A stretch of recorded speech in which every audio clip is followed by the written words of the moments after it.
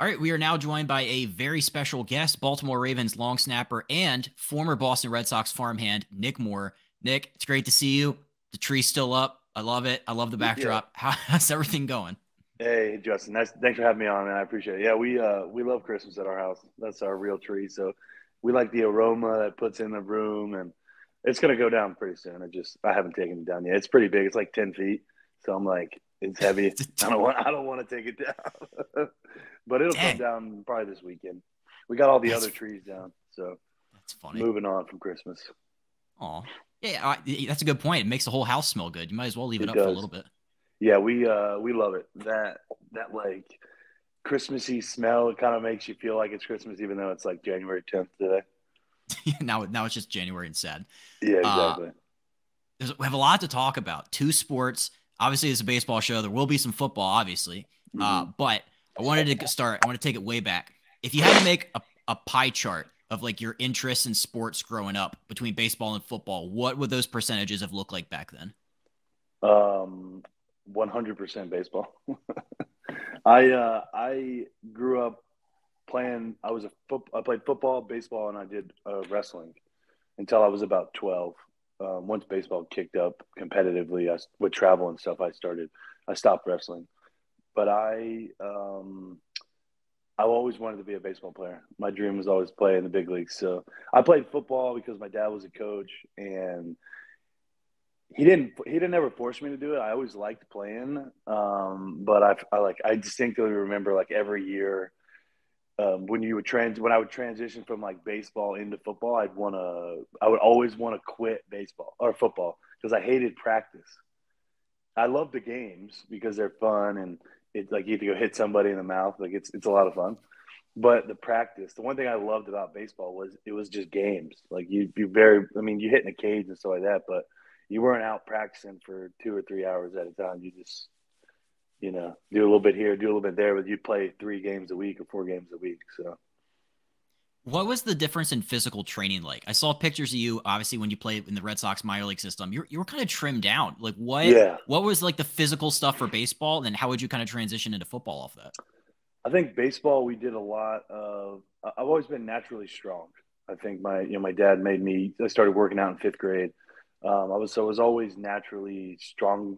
I'm a big guy, so when I was younger, I was a lot leaner in baseball. We focused more on like mobility stuff, having like functional strength in like rotational stuff, and like taking care of your arm, like the baseball building up your forearms and your legs. Didn't do a lot of like upper body stuff, other than like block bench or 90-degree bench or whatever, but nothing like super aggressive. And did a lot of lower body like squats, cleans, all that stuff. So I've always had a pretty good base with the lower body, but I did a lot more mobility stuff. So there was a lot of flexibility and range of motion up top, which helped me be a little bit smaller. I was probably about 30 to 40 pounds lighter during baseball. And then moving into college football, you don't really have a choice. Like you gotta put on mass, I guess, to protect yourself. Um, and started hammering upper body stuff as well as the lower body, and just over the I gained a lot of size since I got here in Baltimore. I've been here 4 years. I put on a significant amount of like mass up top here that I have never really had before. But it definitely helps in football to have a little bit extra cushion, a little bit extra muscle, a little bit extra weight, so I can keep my butt down and not get run over by these big guys. Especially too because like we're jumping around a lot, but like you played, was it linebacker and fullback? Yes. Like those are Yeah. like Yeah. physically demanding positions, and then before that it was like third base, corner infield. It's just Hmm. like they're very different like physical skill sets. So it's Yeah. fascinating to hear like the differences. What are you? Were you a cardio guy back then? Um, Not really. Running and I haven't never really meshed. I did a lot of CrossFit esque workouts when I was in baseball, more of like hit workouts, like the high intensity interval training stuff. So it was more geared towards like muscle endurance, um, and again, functional strength, because baseball, you need so much mobility in your shoulders and rotational aspects of hitting and fielding and all that stuff. So it was more functional strength mixed in with a lot of endurance stuff. Not a lot of like running for distance. I we did have when I was with the Red Sox, we had 300-yard shuttles was our conditioning test as well as a mile run. So I did have to have a little bit of that down, but again, I was a corner infielder, so not a lot of not a lot of speed or endurance in my like longevity running wise. Yeah, lateral quickness. That was your thing, Yes, not necessarily. yeah, Yeah, like a little like a cat, I could bounce around, but I wasn't running for speed like center fielder or outfielder or whatever. absolutely. You mentioned your dad was your coach in baseball and football growing up. Yes. What was it like learning the sports from him, and like how did he kind of shape who you are as a player? I don't think I appreciated it as much when I was younger. It's like whenever your parents. My dad has been a football coach and baseball coach forever. It was up for 40. This is his 43rd year coaching football. He's 60. It was 64 this year. Yeah, so he started at 21. Um, he he was very knowledgeable about the game, about both games. Football is his thing. He's a lot better at I don't say a lot better, but he loves football. And I got to a point kind of around middle school, like eighth, ninth grade in baseball, where my dad's knowledge, he kind of said like it kind of ran out at that point. Um, but it wasn't until I got older and I started hearing like the same stuff that my dad has always been telling me since I was a little kid that I really appreciated. Like, dang, my dad really knew what he was talking about. Maybe I should have listened a little bit more. I will say I'm very thankful. He kind of forced me as a kid to learn how to long snap when I was like young. Um, so obviously it's paid off for me. That's what I do for the Ravens. So I'm very thankful that he kind of forced that on me, and he made me a switch hitter. It forced me to basically when I was younger, I would like I would one at bat lefty, next at bat righty. Like I would just rotate like that for probably until I was about 10 or 12 when pitchers actually started like throwing the ball. Um, so I'm much more appreciative now as a grown adult, more so than I was when I was a child. That's like the best part probably of having like a coach there to like learn like the fundamentals and the little things like you said. You Mm-hmm. mentioned switch hitting. I feel like that's something that has to come with like a decent amount of coaching because I think in the backyard I tried to hit lefty and it just never like my brain was like this is like a foreign thing. I can't do this. Like so it was because of your dad you learned how to switch hit? Yeah, he didn't really give me much of a choice. I can't really remember like people would always ask like what's your natural side. I'm like honestly I have no idea. As like as long as I can remember I hit both ways. I was obviously better left-handed. I should say I was more dynamic left-handed just because you see right-handed pitching way more, especially in high school in like your early years. There's you might have one left-handed pitcher on the team, but you got 10 or 11 right-handed pitchers, so you're seeing right-handed pitching way more younger. It's not until you get into pro ball where there's multiple lefties on the same rotation that you really start to kind of figure it out. I always had more power lefty just because I did it more, but I was more contact righty. Didn't swing and miss as much right hand. I swung and missed a lot left handed. But I'm a golf right handed, so I guess maybe I'm naturally righty. I had a question because I read actually a former switch hitter. Did Cedric Mullins did he go to your high school or I think Yeah, I had that right. Yeah. yeah. Me and Seti went to high school. We grew up playing ball together when we were, or I would say he's 1 year younger than me, so we grew up in the same area. Obviously, in high school, we started playing when he was a freshman. I was a sophomore, and we started playing baseball together back then. He was a Dang. switch hitter. He was a switch hitter in the Pro Bowl, but he started learning how to switch hit in high school. Yeah, Wow. Did you yeah, okay? So what was his game like back then? This is I've like Orioles fan growing up and like yeah. yeah, switch hitting was always a thing for him, and then obviously he picked one side now. But yeah, what was Cedric like back then? Cedric, he didn't. I'll be honest, he didn't play a whole lot when I was in high school. 1 year ahead of him, we had a center fielder by the name of Trey Martin. Um, he was a really good player. Probably defensively, probably one of the best outfielders I've ever seen in real time. Defensively, he was a 13th round pick, I believe, to the Chicago Cubs. And Trey started as a sophomore when Cedric was a freshman. And so he basically played until he graduated, and then Cedric was he played a little bit here and there, and it wasn't until his senior year. He's our coach in high school, and he did the same thing to me. He forced me to stop switch hitting my sophomore and junior year, and he didn't like that Cedric wanted to switch hit. At least from what I can remember, and so I mean, it wasn't that he wasn't good enough. He just the guy in front of him was older, a little bit. He had just been playing, he had been established in the high school, and he was a good player too. He struggled hitting. He made it to AAA with the Cubs and just struggled offensively, like so many of us do in the minors. Um, but Cedric was super talented. In his senior year, he was the best player on the team. Well, him and Lucas Sims, closer for the Reds. Yeah. He was a first rounder to the Braves out of high school. He was really, really good. Obviously, super talented player in the big leagues, but in high school, he was the guy. He was our number one pitcher as a freshman. I remember we were playing the semifinals as a freshman, and Lucas came in, and he's like 14 years old, and we were going up against this one team. The pitcher was going to LSU.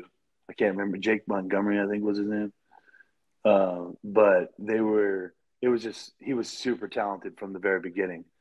So Cedric and Lucas graduated together, and they were both obviously superstars in the big leagues now. Where is this high school at that it's producing just like major league talent? Metro Atlanta. There's a lot of guys like Matt Olson went to our rival high school.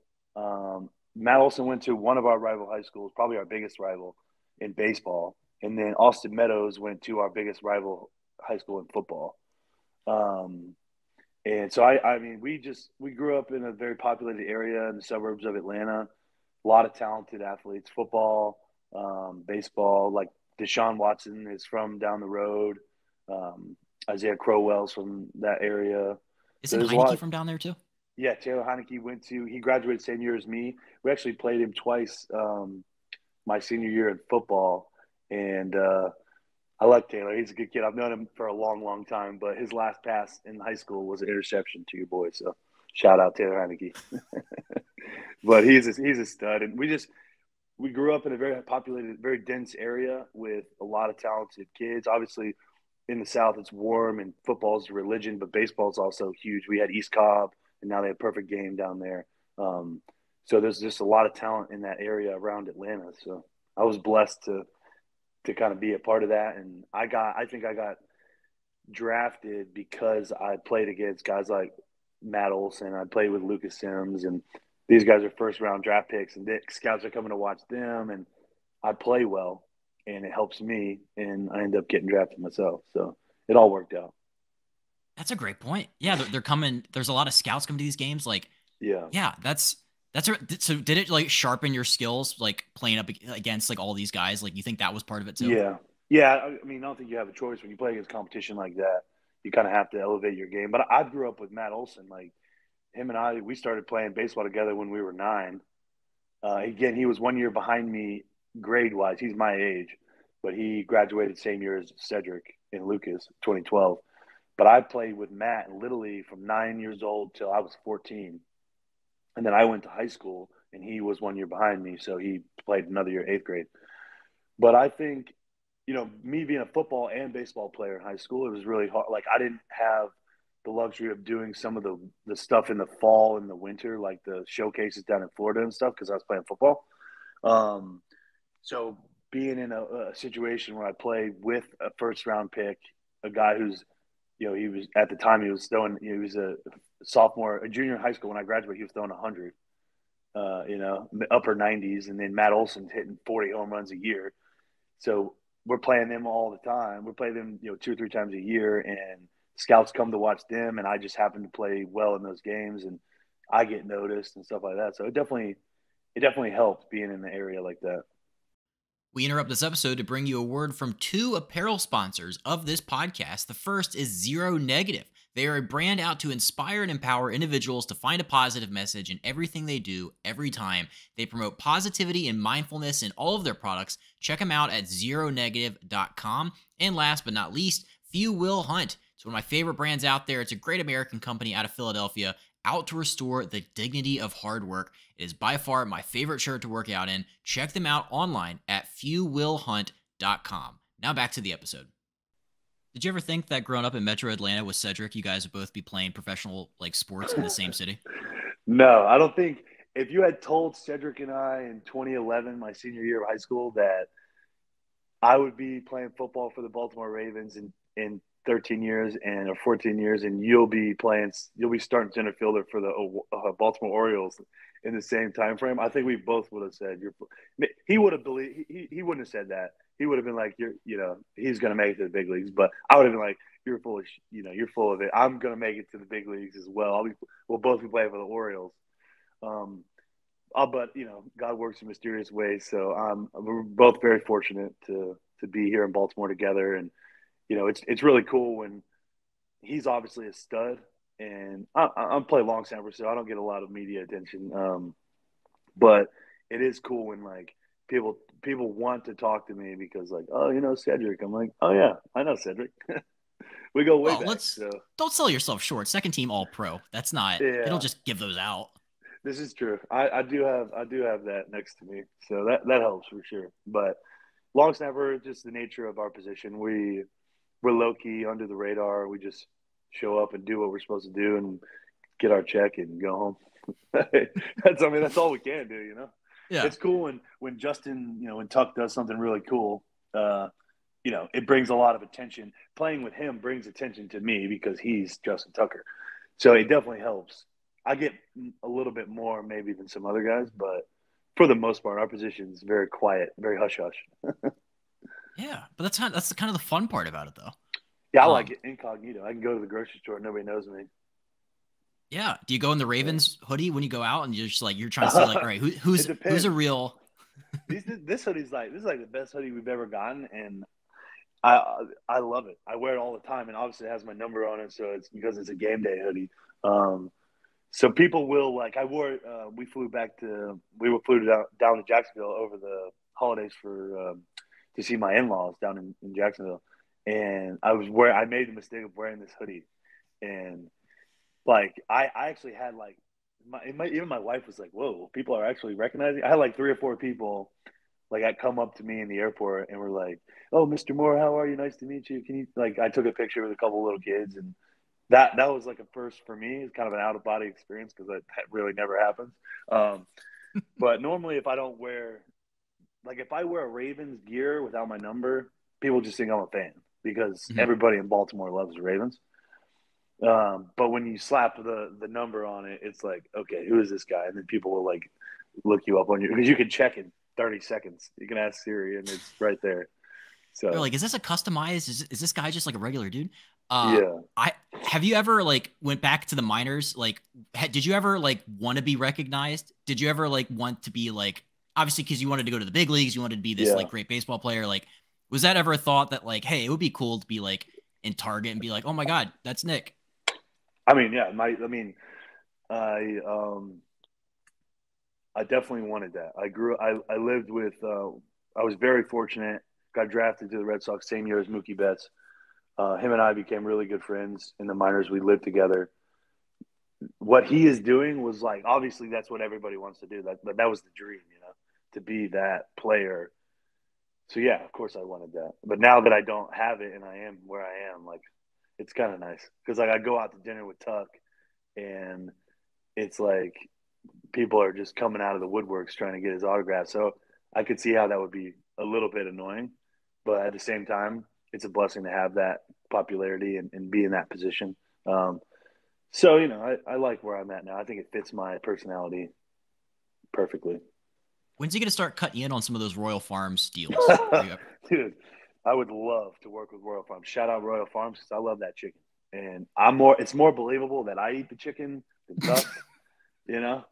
He drinks the coffee and gets the gas, I guess. But I will say, obviously I'm out this year. I've been sitting at the house watching the games on TV. They show the commercials. Every commercial break, there's a Justin Tucker commercial. They're actually pretty good. I even told him this a couple of weeks ago. I was like, dude, I've been watching, like, I see your commercials like probably 10 times a weekend, and they're actually pretty good. Some of them are really cool. So he does a good job with that.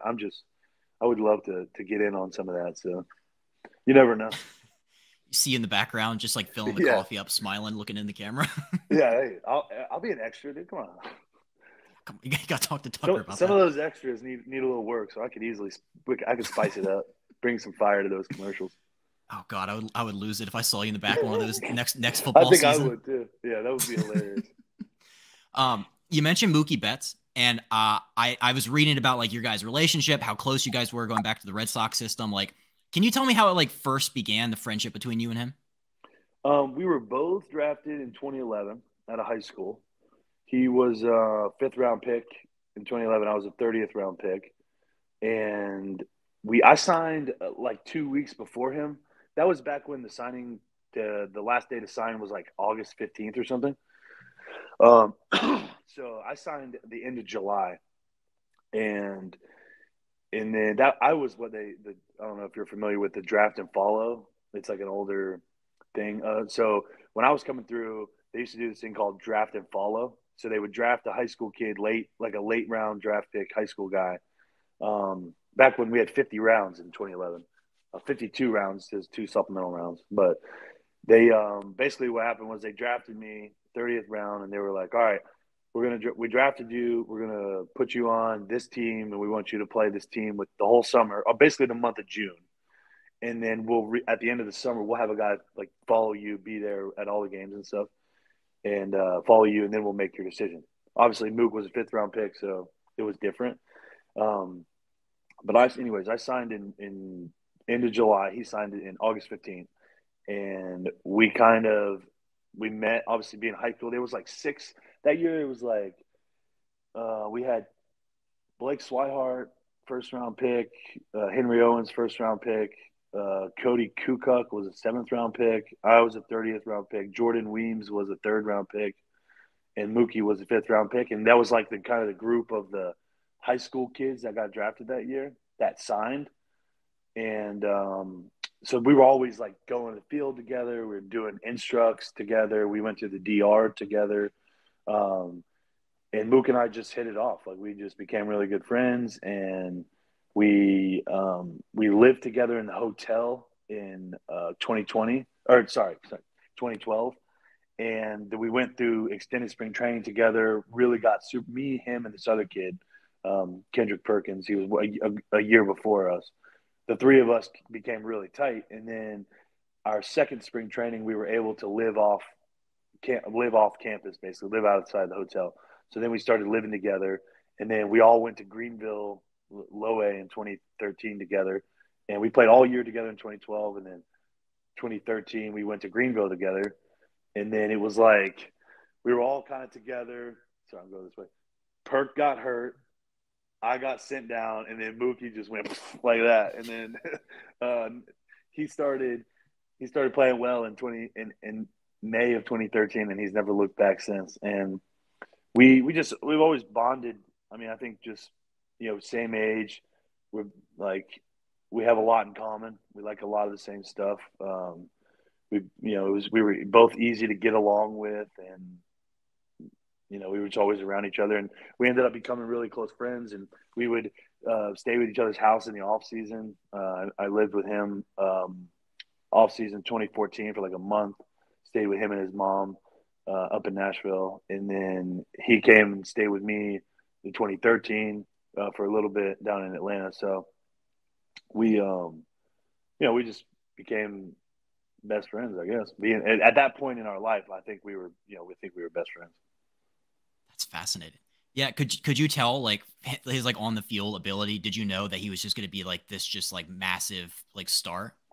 Our first, the one thing I was always fascinated by Mook, his first year in 2012, the guy never swung unless there was two strikes. Like it was like a serious problem. Like he would not swing the bat until he got two strikes, and he would somehow, he hit like I think he hit like 270 in 270 or 280 in Lowell in short season.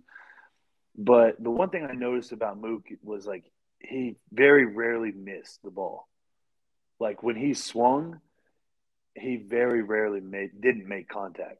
And so that was like super impressive. It wasn't until I'll never forget this. We were in West Virginia playing against the West Virginia Power. It was like the first week of May in 2013, and we were both hitting about.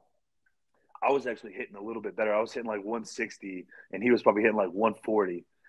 The difference was like he would like line out to the center fielder, and I was striking out. So, but statistically, I was doing better for a little bit.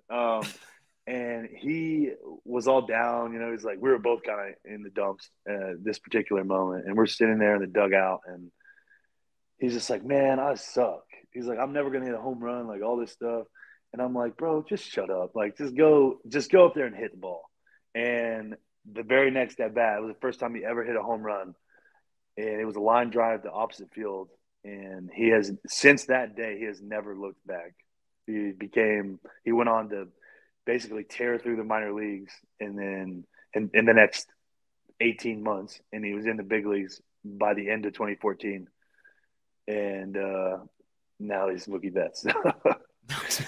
Yeah, but he definitely hand-eye coordination was significantly better than ours. You know, we would like play wiffle ball in the front yard at like our house we had down in Florida, and like it was unbelievable. I mean, he was just good at everything. Like I'm good at a lot of stuff that I do. Over the average person, like I can pick something up and like do it pretty well, you know, within a reasonable amount of time. That dude like picks it up and he's like the best at it, and he's never even tried it. And he just naturally gifted in that way, and he's a very talented player. So yes, we knew early on he was better than all of us. I had a question about the money part about being a minor leaguer, because like you hear so often about like, you know, the bus rides, like you obviously probably experience this 30th round draft pick. There's probably not a ton of cash. Like, but as Yeah. Mook is a fifth rounder though, like when you lived with him, did you guys have better housing than everybody else? Like, I think there was also a story where it says like you and him would ride around in his BMW. Yeah, Um, so he got his signing bonus. He got 750, I believe, and I got 250. So it wasn't. It was 500 grand, 500 grand. But he wasn't until he got to the big leagues that we were like, okay, this is different. And because like when we had, they paid for our housing during spring training.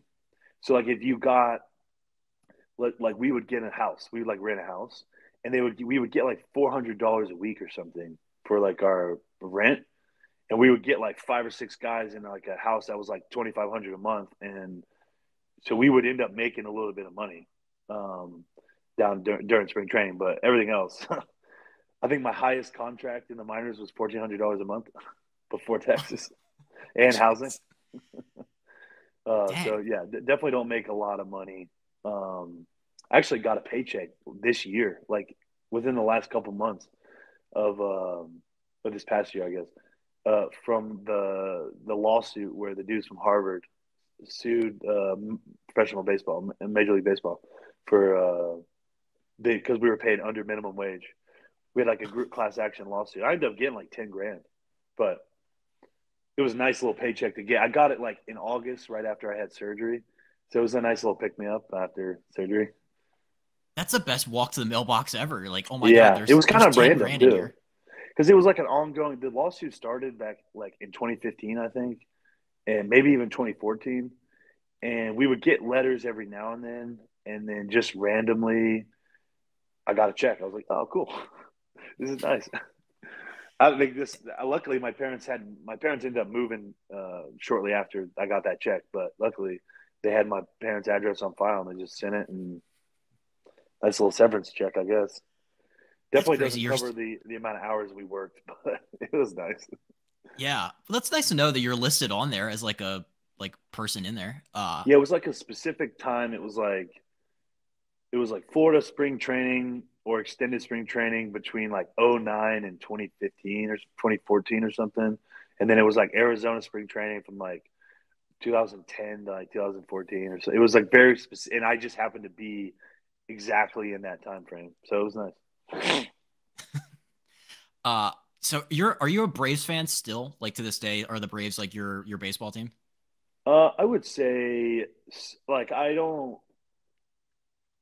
I mean, I would say yeah. I don't like. I repped them like in 21 when they won the World Series. Like I was repping them like that whole year. I like them a lot more now because Matt Olson, like I said, he's one of my good friends. Um, but for me, I'm more of a fan of the game. So like I know when I know players like Mookie, I love watching him. I'm friends with Cedric, Tyler Wells with the Orioles. I've started meeting some of the guys on that team. So then I watch them, and then one of my best friends, um, Brad Keller, he's been with the Royals for the last 6 years.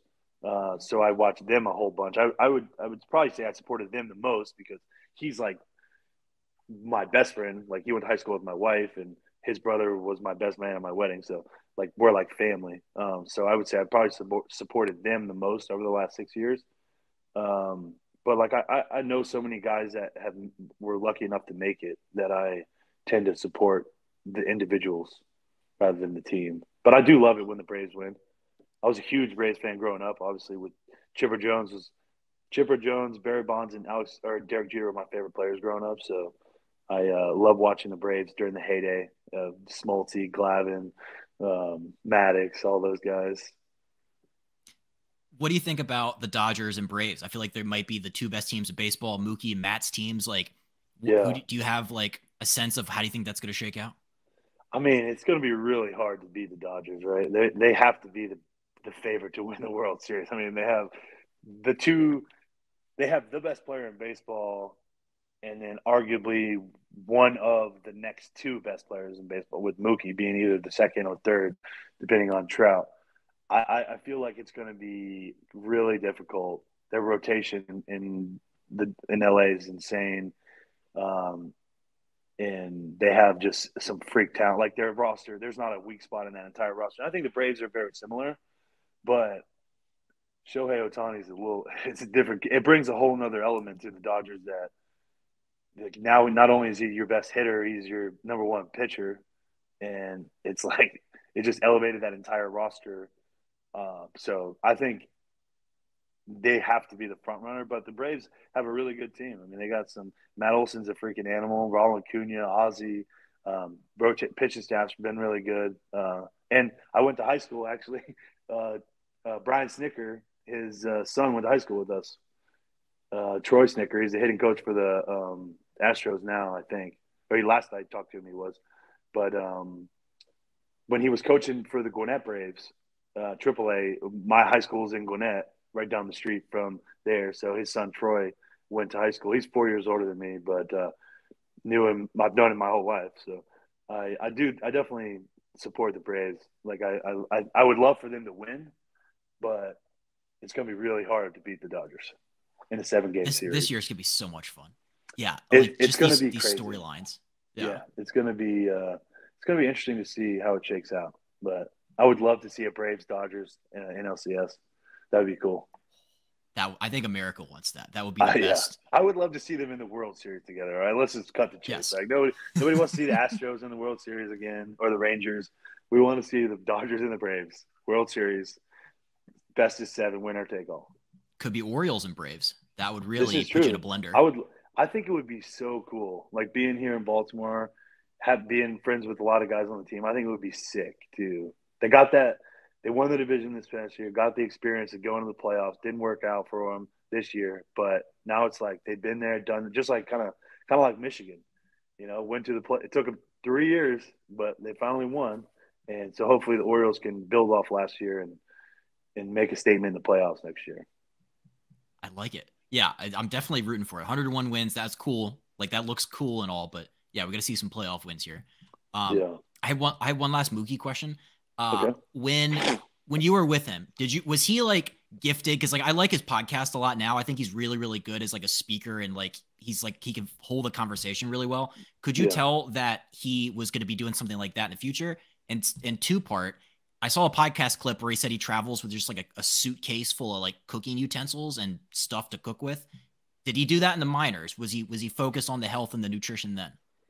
Um, Not as much. Obviously, didn't have the financial backing to do some of that stuff in the minors. But he always was like when we were living in spring training, like we would go grocery shopping. He would cook, kind of pretty decent meals. Like very rarely would we eat something like just not like just something like McDonald's or something. He was always cooking something up. Um, but I could have. I mean, I'm not surprised he has a podcast. He likes to talk, and he's got a lot to talk about. I mean, he's a very unique character. He's got a lot of unique, kind of hidden talents, if you will, with bowling, and he's really good at archery, and and he's also an easy guy to get along with. I think he makes friends with people easily. Um, he's a very likable guy, got a good character to him, so guys want to talk to him. So and also he's like the best player in the game, so or one of them. So it's easy to kind of root for him and want to sit down and have a conversation with him on his podcast. I would love to be on his podcast and shoot some bull with my guy, but yeah, I just started watching that like a month ago. I just started watching his pod. I didn't know it was on HBO. I just found that out. Oh, wow. So I started. I don't have Twitter or anything, so I'm like behind. I'm always behind on everything. But I just started watching that, so I'm stoked for him. I think it's a really good show. I would love to have one of those myself one day. I just love the fact that like the podcast itself is so good, and I really appreciate that it's like done during the season because like Yeah. I feel like it's like for an athlete to go out there and it's like obviously Draymond Green did this when or I think he still might be doing this, but just like active player podcasts, it's like Yeah. there's not enough of them, and as fans, that's the kind of content I want. I want Mm-hmm. real conversations and also like talking about stuff that happened recently. Yeah, actually, when they came, we went to the game when the Dodgers came to Baltimore this summer, and I was like, "Hey man, you want to grab some lunch?" He's like, "Dude, I got to do a podcast with Cedric," and I was like, "All right." But then I ended up seeing the episode. It was really good. But I saw him at the game. He brought me and my wife down. Oh, I guess Tyler Wells really brought us down to the under the thing after the game. We went to the show. We went to the game with Ripken. Sat in the Iron Man seats right behind first base or right behind home plate. So that was really cool. But I got to see him again in July, so that was really neat to kind of catch up with him. I hadn't seen him, and last time I saw him was 2019. I think I went to Boston for a weekend. Stayed with him for a weekend when he was still with the Red Sox. That's cool that you like have maintained like after all these years, all from like the backfields and spring training to Lowell, Mass, and Yeah, now like yeah, that's just so cool that you can he's still like a you friend kind to this of day. yeah, and no, it definitely is, and I'm very honored that he still keeps in touch with me. He can be in his position. I can understand that he would lose contact with guys, but yeah, we went through a lot back in those days. The minor leagues are tough, and you guys are coming. It's kind of we're both young. We're both 18. It's kind of your first experience of real life, guys. Getting cut, leaving. That door is ever revolving with players coming in and out. And I was blessed that we were able to be together for 5 years, and we became really close friends and kind of stayed in touch with each other throughout the years. And he came and saw me one time in college. We played Tennessee. He came and watched. Um, and I've seen him. He was going to come out to the LA game this year. We went to the Chargers this year, but obviously I didn't go. But next year we go back out there. So hopefully he'll come through there. I'll give him. He'll probably get his own tickets to be on the field or something. But if he needs them, I got them. But no, it's like I said, we went through a lot in the minor leagues, and you kind of bond over that stuff. You kind of grow up as kind of become men together. So I'm very blessed for it. We interrupt this episode to bring you a word from the official sponsor of Not For Long Media and the Breaking Bats podcast, the original Fudge Kitchen. It is a staple of the Jersey Shore with 6 locations in Cape May, Wildwood, North Wildwood, Stone Harbor, and Ocean City. The original Fudge Kitchen makes all of their fudge in-store guaranteeing a delicious product, so stop by and let them know that Not For Long Media and Breaking Bats sent you. Check them out online at fudgekitchens.com as they are shipping fudge and sweet treats all across the country. Now back to the episode. I love that. You mentioned something about just like the minor leagues. It is a grind. Like, obviously, can you talk about the transition from baseball to football? What was there like a moment where you knew that like baseball, it's not necessarily going the way I thought, and like were you just glad that you were able to see it all the way through? Yeah, I think I definitely had that moment where I knew this was kind of the end. 2014, we drafted Sam Travis, the second round pick out of Indiana, played first base. I was playing first base. I had just started like turning the corner, really started playing well on offense, but Sam was younger than me out of college at that time, and he second round pick. He's going to get the action and stuff. And I had my manager at the time. I mean, I was in Lowell for my third year, so like it was kind of the writing was already on the wall, if you will. But my manager at the time was Joe Oliver, former catcher for the Reds. He brought me in after we drafted Sam, and he was like, "You know what this means, right?" And I'm like, "Yep, this is it." And he was like, "Yeah, I'm not gonna lie, this is probably the end of it for you. This will probably be your last year. Just all I can tell you is go out there and have fun and enjoy it." And I think having that conversation with him, when I think about minor league baseball, that's like the time period that I think about. Like that season, I just happened to have my career highs in everything, except for at bats. I had career low in at bats that year, but I happened to have had highest batting average, most doubles, most homers, most stolen bases, most RBIs in that one little span. So I ended up playing pretty well that year, and I think a lot of it was just I kind of knew it was coming to an end. I just wanted to make the most of the time that I had left, and fortunately, I did. Were you at peace with it? Oh yeah, when I got cut, um, it was the most relieving situation because it was like that whole spring training in 2015. Like Mook had just become Mookie Betts. I was living with Mookie Betts, Jackie Bradley Jr., Matt Barnes, Kendrick Perkins, our other friend, and me. So there's six of us in this house. Four of them are in the big leagues. Like they're all four. I guess Jackie and Matt were first round picks, and then Mookie was obviously Mookie. And so that whole time, I'm like, you start piecing together the roster, like when spring training is kind of dwindling down, and our buddy Kendrick had got cut the week before, and so I was like, oh, I made it to the last week of spring training, like maybe I have a chance.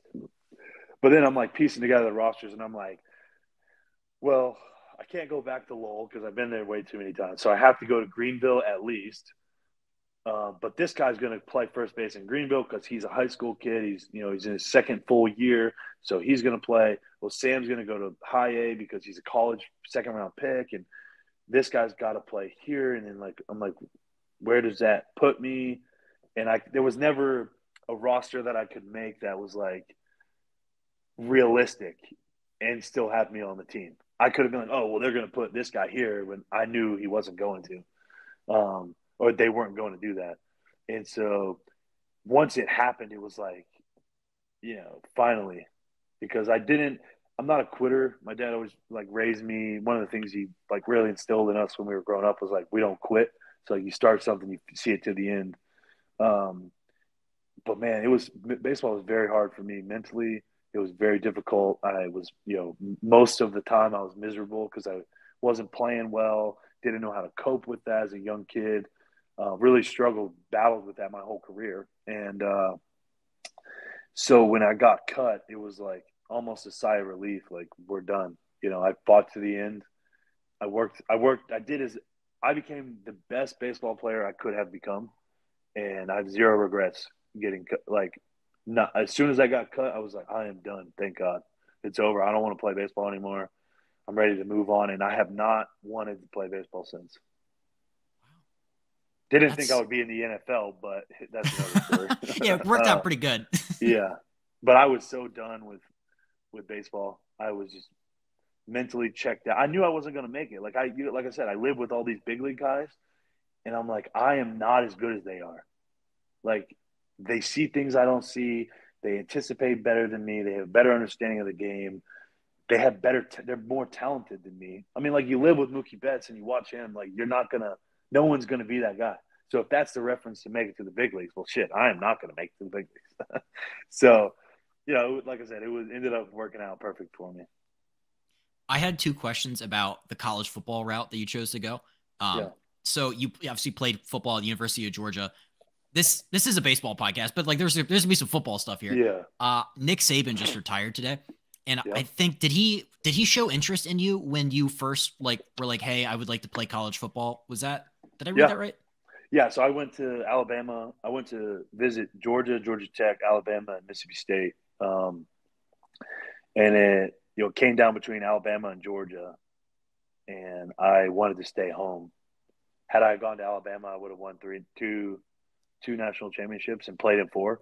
But that's neither here nor there. Um, but I I was deciding between Georgia and Alabama, and I got the most utmost respect for Coach Saban. That guy, I came in, I went on a visit there during spring practice. Here I am. I hadn't played football in 5 years. I'm 22. I don't know what position I play. I'm with this big, tall, white dude, and he comes over to me after practice, knows my name, was like, basically was like he asked me a couple questions about minor league baseball, and he was like, "I'm excited. We're excited to have you. We'd love to have you here at Alabama." Was like very professional, and even my dad, we were both like, "Wow, that guy's on it." Whether somebody told him as he was walking over to us, it's not really the point. Like that guy took 5 minutes out of his day, talked to me, my dad, and my uncle, and was like knew my whole story. And I was a walk on. I wasn't some 5-star recruit. And so I appreciated Coach Saban for that. And obviously, I love people that are extremely successful. And I know a lot of people hate Alabama because they win too much, but I understand how difficult it is to win at that level. And for someone to be able to do it for that long, it's astonishing. And it's something that like I'm like, how could I be that good at something? And so, it's a big loss for college football today. Coach Saban will forever be one of the best coaches of all time, if not the best coach to ever do it. And you know, it's going to be a different It's going to be a different playing field next year in college football. It makes me sad. Like growing up, like your first instinct is to like, oh, this guy sucks. They win every year. Yeah. But then it's like, I feel like as I got older, I'm like, I really appreciated just like what he brought to the sport. Just like, I love listening to like his clips now. Like there's a thing on Twitter. It was like the importance of nothing was like a minute like thing he did about just like, you wake up every day, the world owes you nothing. It was like a whole thing. Yeah. Just like his ability to connect with players. I feel like I feel like that's what really separates him of just like, as time goes on and like there's different generations of people coming through, like that's pretty cool that he was able to just like take 5 minutes out of his day and talk to you, or still doing it to this day. I mean, that guy's just look at the people that have come through Alabama as coaches that are now coaches in the same league or in college football that are kind of from that Nick Saban tree. And that just goes to show you he's obviously doing something right, and he knows how to teach people how to be champions, and whether that's players or coaches. I mean, but from Kirby Smart to Dan Lanning to Muschamp to Jimbo Fisher, Dan Mullen, like there's countless guys that were mentored by him that were super successful. I mean, Kirby won back-to-back natties at Georgia, and Dan Lanning turned around Oregon. Had him as one of the best teams in the league this year. So, he's a very special person and very special football coach. So I'm sad that he's leaving, but he's getting up there. Him and Bill are creeping up in their mid-70s. So, yeah. I think the NIL stuff definitely was such a radical change of college football that it made it that probably weighed in on some of it. Yeah, that's a good point. He wasn't really a fan of that. No, it was such a radical. It was such a radical change so rapidly. Like it happened so quickly. It came out of nowhere, and it's a lot of work. I couldn't imagine being 72 and having to keep up with 18-year-old kids at NIL stuff, transferring, asking for millions of dollars. That'd be hard. I mean, it would be annoying if you're 45, but it would be both if you're 72. Yeah.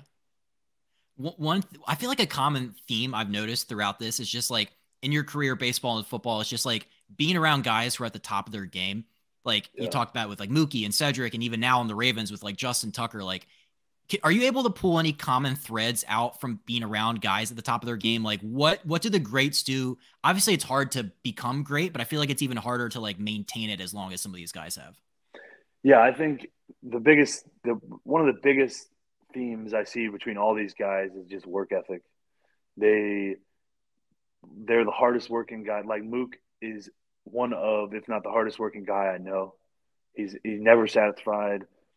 You know, he's very similar to Justin in the fact that he when he's doing something, it has to be done exactly right. He's not going to stop until it's done perfectly.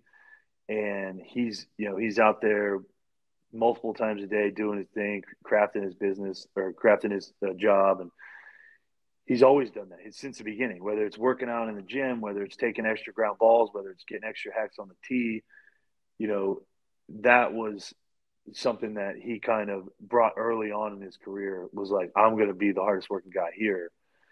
And I mean, I worked hard too. Like I work really hard, but I think they not only do they work hard, he's extremely talented, and when you pair that together, you get what you get between Mookie and Justin, and I think they all have that same work ethic. I mean, look at a guy like Cedric. He didn't play in college, in high school, played 1 year basically, went to a small school in North Carolina A&T, I think, and I guess it was a middle of the road draft pick. I don't know his exact story, but all the cards were stacked against him. The only way you get to the top is if you work hard. For like in that same with me, late round draft pick, walk on in college. Played three different positions in college. Got cut from my first NFL team. Went to the XFL. Made it on practice squad, and then finally got played. Became All Pro. Got a good contract. You don't get there without working your butt off. And what I've learned as I've gotten older and gotten around Justin and Sam Cook and Morgan Cox and guys like that, it's not just work ethic. It's working correctly and precisely and to perfection all the time. And it's every day, 365 days a year, all the time. It's a grind and it's hard, but that's just the nature of being successful. I think no matter what you do in life, whether it's business or sports or being a teacher, there's only one way to the top, and it's through hard work. And it's not for everybody because, like I said, it is hard. It's very difficult. It's frustrating. It's mentally challenging. Life happens, and you want to be doing this, and you don't want to be doing that. And like, I'm about to go ride the bike right after this for 45 minutes, and I'm like, it's already 8:35. Like, I don't want to do that, but there isn't a choice. Like, there's a quote. I don't know the exact quote, and I'll probably butcher it. I don't know who said it, but it's something along the lines of there isn't a choice. Like, if you want to be the best at anything, there's no choice. Like, there's only one way to do it. And one of my favorite quotes is from the boxing movie with Miles Teller. I can't think of the name of the movie right now. He plays the guy who gets in a car wreck and breaks his neck. He wears the Hayes. It's like in the 80s or something. He's like in this halo. He's doing an interview right before he comes back to his first fight back since the injury. And the lady interviewer asked him what was the biggest lie he was ever told. And he said, it's not that simple. And she was kind of like, what do you mean? And he's like, no, that's the biggest lie I was ever told was it's not that simple. If you just do the work, it's that simple. And, I think we pride ourselves here on hard work, and Mookie does the same, and Cedric does the same. And I feel like everybody in that position works really difficult. There are a few outliers that are overly talented that don't have to work hard, but I think the majority of people that are successful put in hundreds and thousands of hours at their craft to get to the top. I love that. All right, I just have a couple last questions for you. This Yeah, has no been problem. fantastic. We'll for sure have to do a part two at some point this year. Oh Like yeah. that. Would love that. Um, your position. We talked about it in the NFL, long snapper. It's one that I feel like not a lot of people know a lot about. What is the difference between like a good and a great long snapper? Like, what do you have to do to separate yourself? Obviously, second team All Pro, shout out. Like, Mm-hmm. what do you have to do to be great at your job? Um, I think the biggest separator from good and great is in situations like we had the other night on Saturday, where it's miserable weather, it's cold, it's wet, it's rainy, windy. It's late in the season. They've already clinched the division and the first round bye. it's playing well in situations of high anxiety and high stress and a high likelihood of failure. Playing in like snapping a game-winning field goal and being perfect, and snapping a punt with 5 seconds left on the clock, and they're blitzing everybody because they have to block the punt to win the game. Being perfect there. It's snapping well in the snow or in the elements, and being consistent all year, like always being spot on. I think Morgan Cox does it better than anybody else, and he's just Mr. Consistent. Always snaps, perfect field goal snaps all the time, no matter the ball, the weather, the situation in the game. Always spot on, and same with punts. And I think as a long snapper, if the reason some guys don't make it and last as long is they struggle in the big time situations. Because if you watch the NFL over the last 5 years, you would know that 90% of the games in the playoffs and even in the regular season, I think the statistic is like 78%, come down to a field goal or one score. So you can't make a mistake. Because if you miss a field goal in the first half because of a bad snap and you lose by 3, and that happens, or you miss an extra point because you snap one back and you lose by 1. And that happens so often that it's part of our job. And I think the biggest factor of our job is performing in those high stress situations, just like it's any other day at the office. And the one thing I've seen with Morgan and some of the guys I revere as like top tier guys, they play well when the team needs them to, like all the time, but especially when the team needs them to play well. I like that. Yeah. I mean, it's like when everything's going right, that's nobody knows who you are if everything's going right. So yeah, the less people know me, the better. Exactly. When I make a mistake is usually when I don't want Troy Aikman to say that's a low snap on TV. So I try to fight against that. All right. I love it. Last question. Ravens, if you had to pick a couple guys on your team right now that you think would be good at baseball, or if like has seen, maybe if like you've done like BP at some point, like who are some of the Ravens you think would be great baseball players? Sam Cooke for sure, even though he's a coach now. I played with him for 2 years. Definitely a superstar baseball player. Kyle Hamilton, definitely baseball. I had this conversation on a similar conversation on Brian's podcast. I think Kyle Hamilton is the most athletic guy on our team, and that's saying something because I'm a two-sport pro athlete. But I feel like he would be really good. Ben Cleveland, surprised, believe it or not, was actually really good in high school. Hit like 20-something home runs. I think he hit like 26 home runs or something his senior year. Yeah, he was really, really good. Obviously, extremely large human being. So if he made contact, he was probably going to be a home run. But he's from Georgia, so I knew of him, and I played with him in college as well. I've known him for years. He's really good. Let me think about this. It's tough because baseball players aren't very good at football players aren't great at rotational sports. Like the art of like hitting like this. Yeah. You can usually tell if someone's like good at golf, then they're probably good at baseball as a football player, because we don't have that, like we don't do this that much, and like we're not swinging this way in football that often. So the rotational skill, like Marlon Humphreys, is he's not the best golfer. He's like very stiff, and even some guys are just not good at the rotational stuff. But Sam Cooke, I know for a fact, is really good. Morgan Cox was probably pretty good, and Kyle Hamilton, definitely. Kyle would be my guess right now to be the second best baseball player on the team. I like that. You got Ben Cleveland, maybe like a first baseman. Kyle could be like center field. Yeah. Like I'm already starting to see a team here. You guys should do this like a softball league.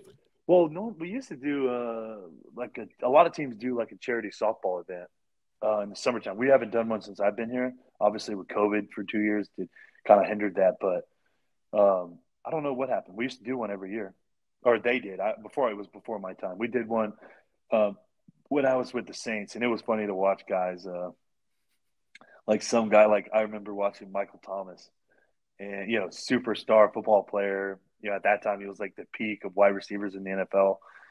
Just horrendous. It's just absolutely horrendous at hitting, and it's like slow pitch softball, and it's like a guaranteed to be a homer. Like in the game, we were playing at Tulane's baseball field, and I ended up going like 5 for 5 with 5 home runs in the game.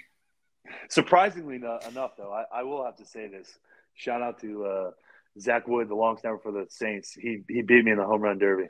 I will say. I made the mistake of not wearing batting gloves, and I swung and the bat slipped. Like I slipped out of my hands one time, and so I was like really nervous to do that again, and I struggled. But then I put batting gloves on for the game, and I was just absolutely nuking balls. But I would love to do a home run derby here. It'd be interesting to see who's good at baseball. Do you think Tucker would be good? No, absolutely No. not. No, neither nor Jordan Stout. They're both. I played golf with both of those guys. There's no way they're good at baseball. No, Tuck. They played soccer. I know, like Tuck didn't play baseball, and neither did Jordan. I don't think Jordan played anyway. There's no way they're good at baseball. They could throw, Tucker could definitely like throw, but hitting wise, no chance. I don't think. Well, high stress situations, field goals, like he could be like a closer. That's a high stress. Yeah, I feel like that could baseball is. Oh yeah, he could definitely like if Justin were to be a baseball player, he would 1,000% be a closer. Like there's no doubt about that. I give Sam Cook a hard time. Like there's no chance you could play. I'll send videos if I watch like so I hit this thing. I'll watch if I see like in college they have the GoPro on the umpire's helmet, and I'll like or they'll have like a guy will be throwing a bullpen and they'll be videoing it from the back. I'll send clips to Morgan and Sam. I'm like, there's no way you're hitting this, bro. Like there's just no chance. Like take it from a guy who was there and didn't hit it. You're not hitting it. Like I that was my job and I still wasn't able to hit it. And like I'm like. So I play catch. Like I said earlier, one of my best friends is Brad Keller, starting pitcher, and I'll play catch with him. And mind you, I played 5 years of pro baseball, and I played first base. So I got throw some. I played with Mauricio Dubon, he was our shortstop, and Margot was our center fielder. I caught balls from guys that were really talented and had absolute cannons. Back then, no big deal. I play catch with my cousin now. He's like, all right, I'm going to gas this one up. And because when you play catch with a pitcher, it's a horrible thing to do. It's a terrible thing to do. Wear catcher's mitt and wear full catching gear because they don't know how to play catch. Like they're like pitching and just humming it in there. And so I'm like the first couple, I'm like, oh my, like it like throws me off guard because he throws like mid-90s and nothing goes straight, so the ball's like moving all over the place, and I'm like, you guys couldn't even catch. You couldn't even play catch with someone who throws that hard, let alone hit it with a baseball bat. And so one day we're gonna have to go out and get one of those new pitching machines that you can customize your pitcher. I watch King of JUCO all the time, him and Trevor Bauer. So I see like they set up the pitcher to be Trevor Bauer or something, and I would pay money to watch guys go in that batting cage. Just throw fastballs. Just throw like 97-mile-an-hour fastballs. Straight. Four seams straight. I would love to see what guys do. Like, I think it would be utterly hilarious. You see like celebrities take BP or just like people think that swinging a bat is so easy. Like, oh, how hard could it be? And then you see like people that have never swung a bat before try to swing it, like athletes, and you're like, whoa, are you just look at the first pitches. Throwing is significantly easier than hitting. And look at how bad these first pitches are. Like Travis Kelce's was absolutely terrible. 50 Cent. 50 Cent's the worst of all time, but it's worst of all time. Like, it's not every day you get George Bush showing out there throwing a freaking absolute talk about high pressure situation and after 9/11 and throws an absolute gem right down the middle. I could not imagine how hard that was. I would have been shaking in my boots, literally, like profusely sweating. Palms would have been so wet. I would have for sure said the ball's going against the backstop. And the guy throws a freaking laser beam right down the middle. Perfect strike. And guys can't even do like Travis Kelce goes out there and spikes it in the ground in like a summer game in Cincinnati. there's like nobody in the stands. Like George Bush's day after now, I think it was the day after, maybe 2 days after 9/11, and like the biggest moment in arguably in sports history at that time was like him strolling out for that first pitch. America's literally on his back Yep. and just dots one right down the middle. Right in the middle. The most iconic first pitch of all time. But no, I'll have to see if I can set something up next year. Maybe I'll talk to Cedric and see if we can't get get guys hitting off the machine. See what happens. Oh, an Orioles Ravens crossover event live. Oh, dude. Yeah. We do a golf event with them every year, and it's super fun. But I would love if we just go out there, put the pitching machine on like 70, straight four-seam fastballs. No the movement. Whole team, everyone gets a try. I would venture to say 90% of the guys wouldn't make contact.